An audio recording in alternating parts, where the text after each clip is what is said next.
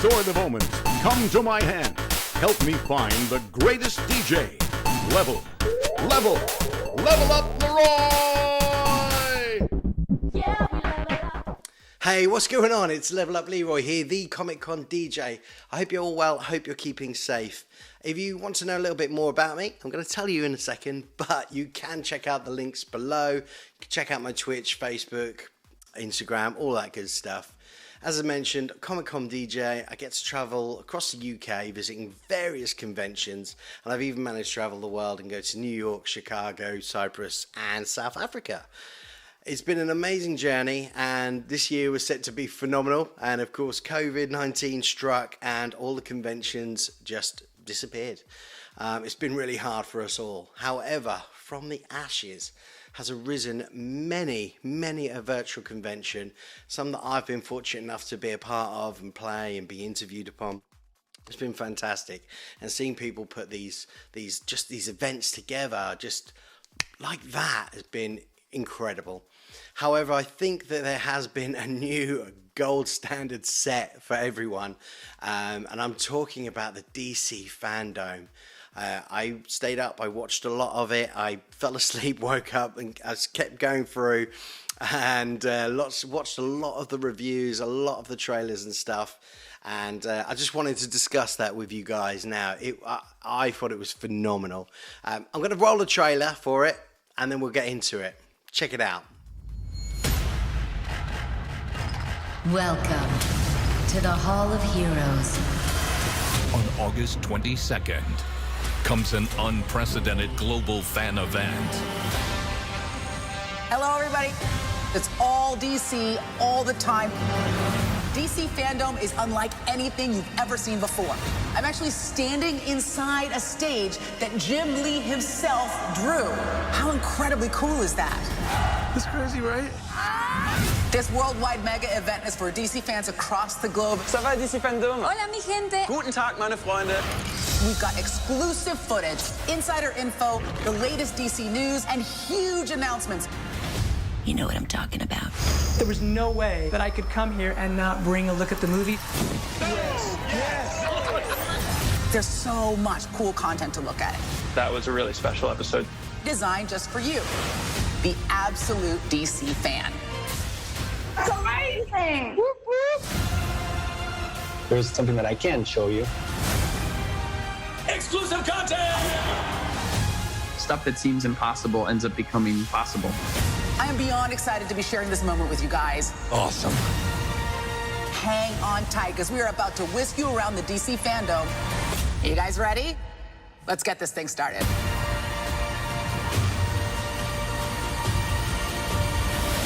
DC Fandome, Hall of Heroes. All fans welcome. 24 hours only. August 22nd. And there's only one place you can experience it, at dcfandome.com. So DC Comics, like, literally was my jam back in the day. It is my reason for being a geek. It was what birthed me. I've got the DC bullet here. It's tattooed on me.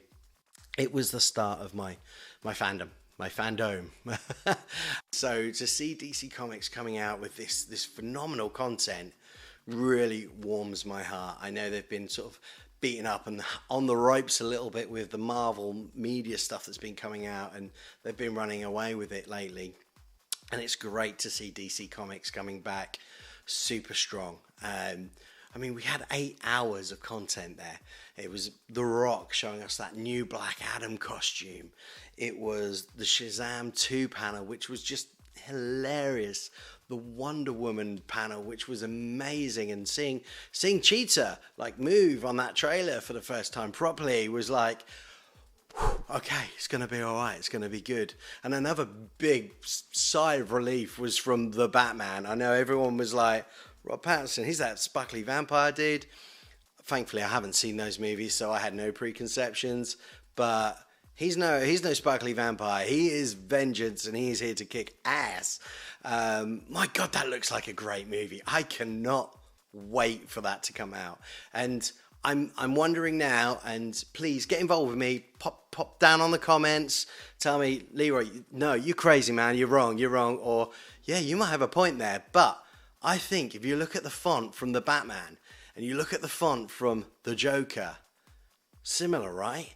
And it kind of looked like it was set in a gritty 80s environment, not the glitzy 80s that Wonder Woman's going to be in, but like a really dirty, gritty, nasty 80s, like just the real scum of the earth 80s vibe to it. I don't know, I might be wrong.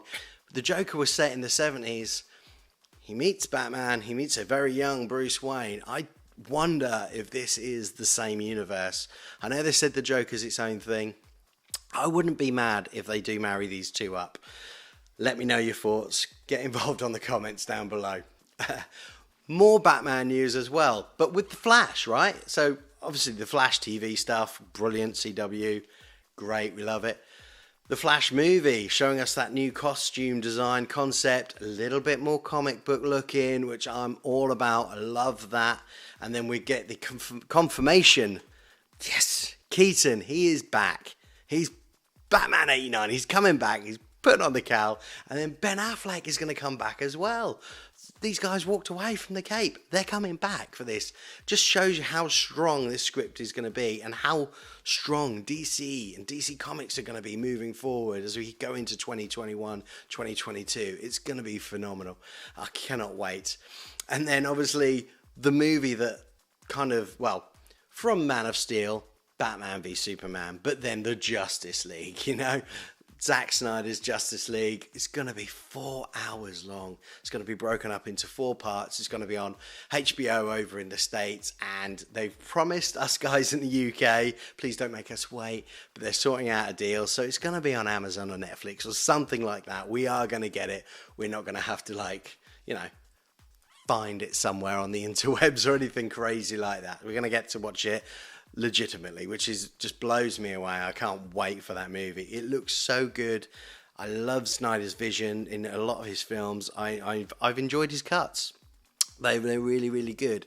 So I'm loving the idea of seeing what he's done and how he's going to bring Darkseid into it. It's going to be phenomenal. The only thing that kind of threw me off a little bit was, it was great. We were getting all these clips, the Justice League clips. It was brilliant. It was brilliant. And we've got Jeff Buckley. We've got Hallelujah.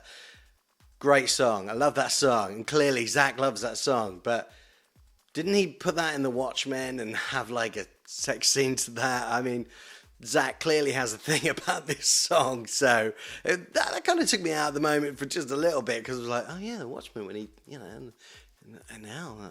But anyway, I'm sure it's going to be great. And hallelujah, Justice League, the Snyder Cut is being released at last. Hallelujah. And then we have the man himself, Mr. James Gunn. Guardians of the Galaxy fame, Troma fame, all of that stuff. He's bringing us the Suicide Squad with Polka Dot Man. I mean, just take my money now, Mr. Gunn, take it. And you know it's going to have a kick-ass soundtrack because James Gunn is the beast at that. He's the Don. He's the one that created that Guardians of the Galaxy soundtrack, brought in all that old music that everyone just forgot about and was like, yeah, I love that. I'm hooked on a feeling. Ooga chugga ooga. Yeah, like it's the geek anthem now, right? I know. I'm the DJ. I play it. Every time I play it at a set, everyone goes crazy. Love it. It was just brilliant. All of those interviews, the little sketches in between, all of the stuff they were bringing in, everything was short, snappy, to the point. It was fantastic. And they had some amazing panels on there too. So, as some of you know, I am a bit of a gamer. I didn't say a good one, I just said a gamer. And I do love superhero games. They are my jam, man. Just love them. And the Arkham series was just phenomenal. It was the best. You had the voice of Kevin Conroy. You Mark Hamill back as the Joker. Just fantastic. Now, we are going to be seeing a Gotham Knights game. It's going to be coming out from WB Montreal. So they did the Arkham Origins game, which was kind of that like drop in the middle, early story of Batman's career that was set in that Arkham verse, but kind of felt slightly disjointed because obviously Rocksteady didn't do it. That wasn't their game. So it looks like that game had a few issues and it stood out as not being the best one from that series. And it does look like they've learned from their lesson. This new Gotham Knights just looks phenomenal, where you can drop in as Batgirl, Robin, Red Hood and Nightwing, and drop in and drop out and co-op, and you've got loads of missions, and then we've got the Court of Owls at the end of it. And I've got my own kind of theories on how this game's going to play out, knowing what I know about the Court of Owls and the Dick Grayson storyline. I mean, are we going to get a switch on that, a bait and switch with Batman? Because Batman's dead, right? So again, get in the comments, let me know what you think about that. And then obviously for 2022, and we only saw a trailer, we didn't even see gameplay, but I just want to give them my money right now. The Suicide Squad killed the Justice League. That trailer, literally hilarious. Harley Quinn taking orders, but not, just playing with her little rocks. And then Superman rocking up, kill a shark. It just looks phenomenal. And Rocksteady, I mean, the clue's in their name, right? They are just rock solid. I cannot wait for this game. DC just got their bat and just went pow. So I was wondering, actually, with this new DC Fandome thing that they've just brought out, and it's been a runaway success. It just went so well. It ran so smoothly as far as the consumer is aware.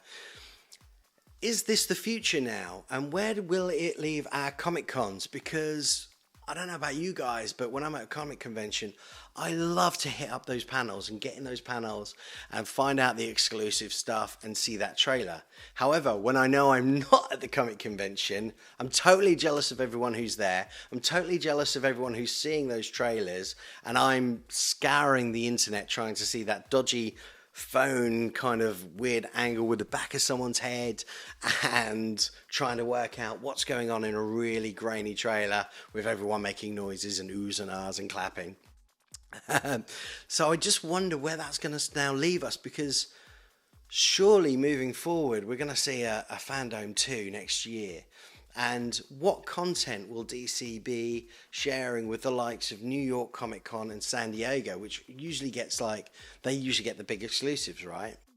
So are we going to see exclusives kind of shared, or are we going to see DC and you know, Disney and Marvel and the other guys now clearly going to be looking at this and taking more ownership of what they do and how they deliver this content? It's going to be really interesting to see where we are next year in the comic convention world, because comic conventions will come back. It's got to come back, you know, guys. So, and we're all going to be there, and we're all going to be together again, and everyone's going to be in their cosplays, and it's going to be amazing. However, I do feel that this has now opened up the virtual world, so we will still be expecting to see stuff online and being given more content, because we've had so much content given to us over the last few months. I know I myself have been DJing online on Twitch and various platforms to people. We've had to find different ways. So I want to keep this going. I want to keep this online presence moving. The idea was of this year with my comic conventions was to vlog while I was at them and take some footage during the day, talk to people on the con floor, talk to people at night, edit that footage together and get it set up for people to view. Obviously that didn't happen, but you know, that's something that I would like to happen. But now I know that we're going to have to be delivering content from home and talking about more stuff. So I wonder how that is going to affect the big publishers. It's going to be really interesting. I'd love to hear your thoughts on that. Anyway, that is me for today. I hope you've enjoyed this. If you have, please give me a like and a subscribe. I would appreciate it. Or go and check out my other channels over on Twitch, Facebook and Instagram as well. Take care of yourselves. I'll see you all soon. Be good. Bye. Sword of Omens, come to my hand. Help me find the greatest DJ. Level up the roar!